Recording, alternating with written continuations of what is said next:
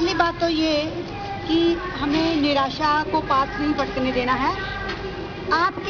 मैं अपना नहीं कहूँगी, आपके इस महायुद्ध में अगर कोई एक भी ना आए तो भी रविंद्रनाथ टैगोर जी ने कहा एकला चलो रे, एकला चलो रे।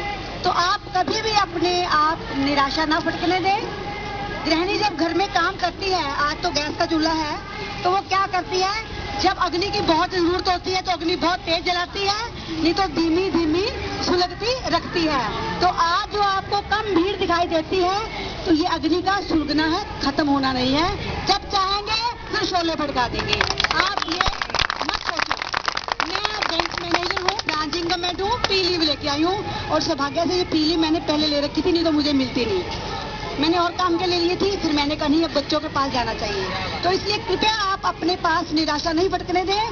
भीड़ नहीं आती तो कोई बात नहीं, जंगल में शेर एक दो होते हैं, ज्यादा हो जाए तो मुसीबत खड़ी हो जाती है। तो इसलिए आप शेर हो, अकेले भी रहोगे तो टेंशन मत लो।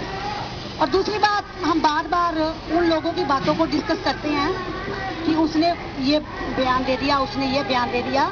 हमारे यहाँ कहा जाता है विनाश काले विपरीत बुद्धि, विनाश काले विपरीत बुद्धि।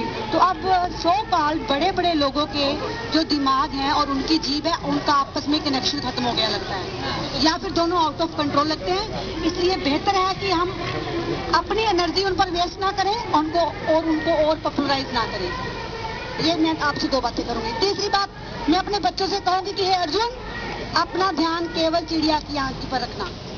हे अर्जुन, अपना ध्यान केवल चिड़िया की आंख पर रखना, उधर भटकना नहीं। मुझे अभी आरटीआई की बात नहीं करनी, मुझे अभी महंगाई की बात नहीं करनी, मुझे अनएम्प्लॉयमेंट की बात नहीं करनी। मुझे केवल और केवल बात करनी है तो मुझे नारी सुरक्षा की बात करनी है। भाइयों और बहनों, बच्चों, मैं आपको दिखा सकती हूँ, मैंने 5 साल पहले गवर्नमेंट ऑफ इंडिया को लिख दिया था कि अभी अपने प्रचार प्रसारणों जो भी साधन हैं उनको संभाल लो, नहीं तो आने वाला समय ऐसा हो जाएगा कि हम शायद कुछ कर नहीं पाएंगे। फिर मैंने 2010 में लिखा था कि माननीय प्रधानमंत्री जी, अभी भी हम लोग, अगर आप ये बातें मान लेते हो, हमने 19 पॉइंट्स लिखे थे मार्च 2009 में, अगर हमारे 19 पॉइंट्स मान लोगे तो थोड़ा सा ये कंट्रोल हो जाएगा। तो अब उनकी क्या परेशानियां ये तो वो जानते होंगे, मैं किसी पर टिप्पणी करना चाहती। और उसके बाद 2010 में हमने फिर लिखा कि आप ये काम कर लो तो ये समस्या जड़ से खत्म हो सकती है, अन्यथा नहीं होगी। मैं कल भी बोली थी, दोनों बार मैंने बोला कि हमारा वीमेन कमीशन, मेरे पास आरटीआई की इन्फॉर्मेशन अवेलेबल है, मैं लेके आई हूँ, क्योंकि आज तक डेफामेशन का प्रचलन चला हुआ है, तो मैं अपने डॉक्यूमेंट्स लेके आई हूँ। हमारे women commission, national women commission ने जो 5 साल में काम किया 2009 तक, उसके जो पुलिंदा भी मेरे पास है, इज इक्वल टू 0।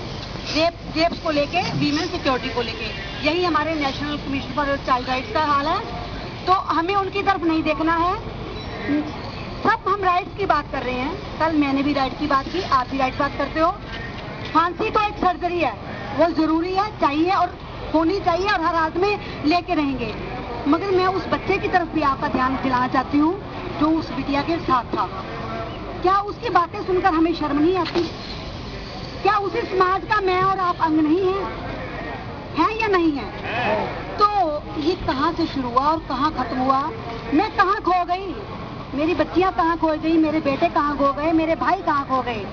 तो जैसे कहते हैं कि उल्टे को उल्टने से क्या होता है? सीधा हो जाता है।